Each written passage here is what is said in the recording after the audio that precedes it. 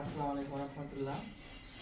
আমি 13.1-এর নবম দশম শ্রেণী 13.1-এর 10 নম্বর প্রশ্নটা নিয়ে আলোচনা করতে যাচ্ছি।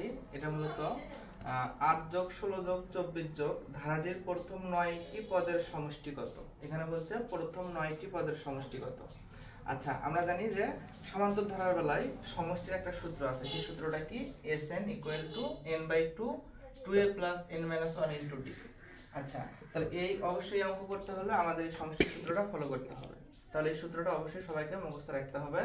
এখন এখানে আমরা এই অঙ্কটা যদি করতে চাই তাহলে প্রথমে আমাদের কি বের করে নিতে হবে?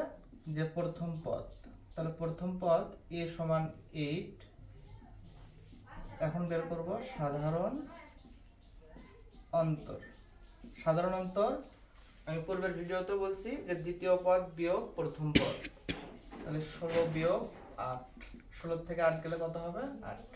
এই তো আমাদের প্রথম স্টেপের কাজ শেষ। যে প্রথম পদ সাধারণ অন্তর। তাহলে প্রথম পদ সমান্তর ধারার যে সংখ্যাটা প্রথমে থাকবে সেটাই প্রথম পদ। আর সাধারণ অন্তরটা আবারও বলতেছি, তৃতীয় পদ থেকে প্রথম পদ বাদ দিবা। বাদ দিলে এখানে আসবে সাধারণ অন্তর। আচ্ছা, তাহলে আমাদের বের করতে বলছে 9টি পদের সমষ্টি। তাহলে এখন আমরা এই সমষ্টির সূত্রটা লিখে নেব। তাহলে আমরা লিখি, আমরা জানি Sn = n/2 2a + n-1 * d। এই তো Sn বলতে এই nটা বলতে এখানে কি বোঝাচ্ছে? এই সংখ্যার কতটি পদে? 9টি। তাহলে এটা মূলত এখানে 9টি পদের সমষ্টি আমরা বের করব। তাহলে n এর মানটা হবে 9 ভাগ 2। এই তো 2 গুণ আকারে আছে, এর মান কত? 8। এই তো প্লাস n এর মান অবশ্যই 9 - 1। d এর মানটা এখানে আমাদের আছে 8। এখন আমাদের এটা যা আছে আমরা তাই লিখি। আমরা ভিতরের কাজগুলো করে নেই। 8 দুগুণ হবে হলো 16।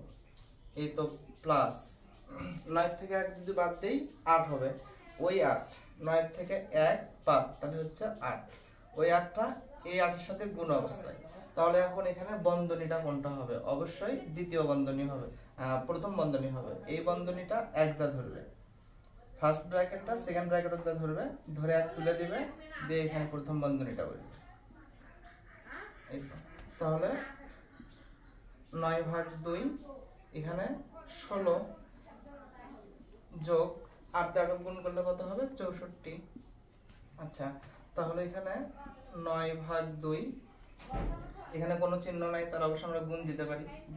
গুণ হবে, ব্র্যাকেট থেকে গুণ। তাহলে 64 আর 16 64 কি করব? আমরা যোগ করব। 4 আর 6 10, 10 এর 0 হাতে থাকে 1, 7 আর 1 8। এখন এটাতে কি করবা? ভাগ করবা। এই তো 40 দুগুণ 80। এই 40 আর এই 9 কি অবস্থায় আছে? গুণ অবস্থায় আছে। তাহলে 40 এর 9 যখন আমরা গুণ করব তখন হবে 360। এই তো অ্যানসার। তাহলে আমরা বলতে পারি যে এই সমান্তর ধারার 9টি পদের সমষ্টি 360। তাহলে এখানে তোমাদের একটা হোমওয়ার্ক দেই যে 4 + 8 + 12 + ধারার 12টি পদের সমষ্টি কত। এই অঙ্কটা করে তোমরা সবাই আমার কমেন্টে জানাবা যার উত্তরটা কত হবে।